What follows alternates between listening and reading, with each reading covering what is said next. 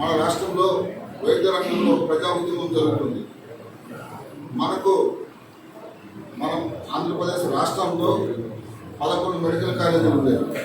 ప్రభుత్వ రంగంలో 11 మెడికల్ కాలేజీలు. ఈ మెడికల్ కాలేజీలో కూడా మన పెద్ద ఆయన దివంగత ముఖ్యమంత్రి వర్యులు శ్రీ వైఎస్ రాజశేఖర రెడ్డి గారు ఆ రోజు 3 ప్రభుత్వ మెడికల్ కాలేజీలు తీసుకొని వచ్చారు. ఏదైతే కడపలో కానివ్వండి, ఒంగోలులో కానివ్వండి, శ్రీకాకుళంలో కానివ్వండి, బిమ్స్ అని చెప్పి హాస్పిటల్ ప్రభుత్వ రంగంలో, ప్రైవేట్ రంగంలో తీసుకొని వచ్చేది గొప్ప విషయం కాదు. ప్రభుత్వ రంగంలో పేద ప్రజలందరికీ, సామాన్య ప్రజలకి అందరికీ కూడా అందుబాటులో ఉండాలనే ఉద్దేశంతో ఆ రోజు ప్రభుత్వ మెడికల్ కాలేజీలు కానివ్వండి, ఈ ప్రభుత్వ మెడికల్ కాలేజీలు వచ్చినప్పుడు మనకు ముఖ్యంగా ఏంటంటే మనకు ఆ ప్రభుత్వ మెడికల్ కాలేజీకి అనుబంధంగా సూపర్ స్పెషాలిటీ హాస్పిటల్ కూడా వస్తుంది. అటు చదువు కానివ్వండి, వైద్యం కానివ్వండి, రెండింటికి కూడా ప్రయోజనమైనట్టుగా చేసినటువంటి ఘనత మన వైఎస్ రాజశేఖర రెడ్డి గారు.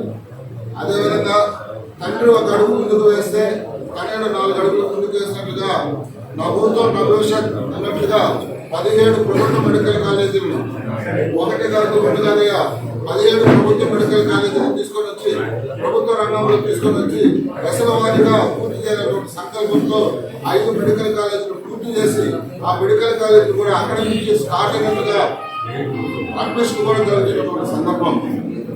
అదేవిధంగా ఇప్పుడు కూడా 3 మెడికల్ కాలేజీలు అడ్మిషన్స్ రెడీగా ఉన్నాయి.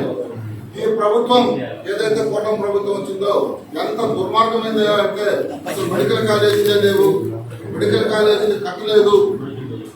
మనం మామూలుగా అంటాం కళ్ళుండి చూడలేదు అంటే కబోదులు గురువారు అంటారు, కళ్ళుండి చూడలేని కబోదుల మాదిరిగా తయారయ్యి ప్రతి ఒక్కరు ముఖ్యమంత్రి మొదలుకొని మంత్రివర్గంలో ఉన్నటువంటి నాయకులు కానివ్వండి, తెలుగుదేశం పార్టీ నాయకులు అందరూ కూడా మెడికల్ కాలేజీలే కట్టలేదు అని స్పీకర్ స్థానంలో ఉండి కూడా ఒక దుర్మార్గంగా మాట్లాడుతున్నటువంటి సందర్భం.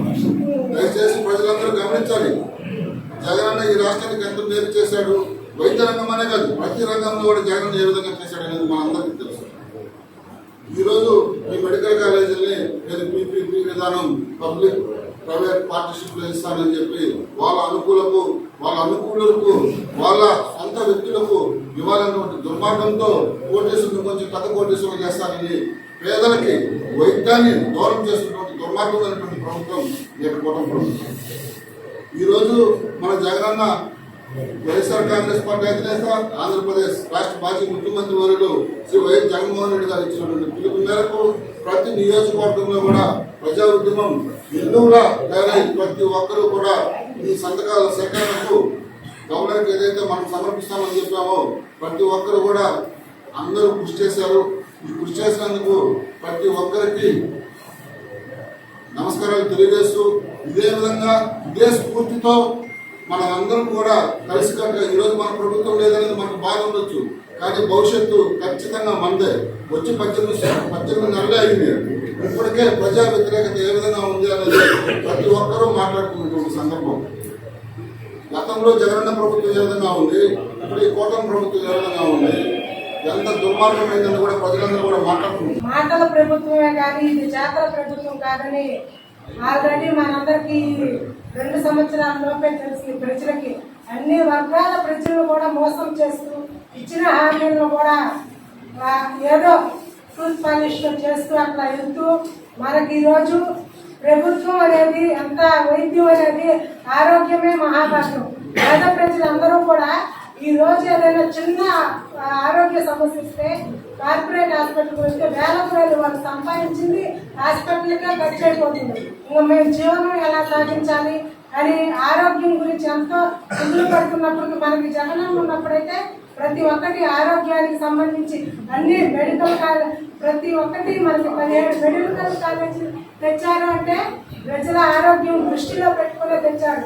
ఈరోజు పీపీ ద్వారా దాన్ని ప్రైవేటీకరణ చేస్తున్నారు అంటే ఈ ప్రభుత్వం ఎంత దుశ్చర్యానికి ఎలా ప్రజల ఆగ్రహానికి గురవుతుందో రాబోయే రోజుల్లో మనకు త్వరలోనే రాబోయే ఎలక్షన్స్ లో ఏదైనా ఎలక్షన్ వస్తే ప్రజలందరూ కూడా మూకముడిగా ప్రభుత్వం మీద కూటమి ప్రభుత్వాన్ని ఎలా ఎదిరించాలి, మనకు జరిగిన మోసాలను ఎలా తిప్పుకొట్టాలి అనే ఆలోచనలతో ప్రజలు ఉన్నారు. ప్రభుత్వం వైద్యం అనేది ప్రజల హక్కు. ఆ హక్కుని మన అందరం కూడా ఈరోజు కోటి సంతకాల ద్వారా మన పార్టీ అధినేత వైఎస్ జగన్మోహన్ రెడ్డి గారికి తెలియజేస్తూ ఈ కోటి సంతకాల కార్యక్రమాన్ని మన ఆత్మకూరు నియోజకవర్గంలో ప్రతి ఒక్క నాయకుడు కూడా మనస్ఫూర్తిగా ఇంత సక్సెస్ చేసేందుకు మన విక్రమరెడ్డి అన్న గారికి, ఇక్కడికి వేదికను అలంకరించినటువంటి ప్రతి ఒక్కరికి కూడా ఇలాగే రాబోయే రోజుల్లో ఏ కార్యక్రమం అయినా మనందరం కూడా ఐకమత్యమే మహాబలం అంటారు. మనందరం కలిసికట్టుగా పార్టీ కోసం కృషి చేద్దాం. ఇక్కడ ఆత్మకూరు నియోజకవర్గంలో విక్రమరెడ్డి అన్న గారు అన్ని విధాలా కూడా మనం చూసాం. గతంలో ఎలా చేశారు, ప్రజలకు ఎంత మేలు చేశారు, ఆత్మకూరు నియోజకవర్గ డెవలప్మెంట్ కోసం మేకపాటి విక్రమరెడ్డి అన్న, గౌతమ్ రెడ్డి అన్న నుంచి మనకి ఎలా అన్యాన్యంగా అన్నతో గౌతమ్ రెడ్డి అన్న మరిపించేటటువంటి పాలన మనకు విక్రమరెడ్డి అన్న గారు అందించారు. అలాగే రాబోయే రోజుల్లో ఏదైనా సరే మనందరి సపోర్ట్ మేకపాటి కుటుంబానికి, విక్రమరెడ్డి అన్న గారికి మనందరం కలిసికట్టుగా చేసి ఆత్మకూరు నియోజకవర్గంలో మరొకసారి వైఎస్ఆర్ కాంగ్రెస్ పార్టీ జెండా ఎగురవేస్తున్నాక మనందరం ఇక్కడికి వచ్చినటువంటి ప్రతి ఒక్కరికి కూడా మనస్ఫూర్తిగా నా హృదయపూర్వక నమస్కారాలు తెలియజేస్తున్న మన పార్టీ బలోపేతానికి అందరూ కూడా కృషి చేయాలని కోరుకుంటూ సెలవు తీసుకుంటున్నాం.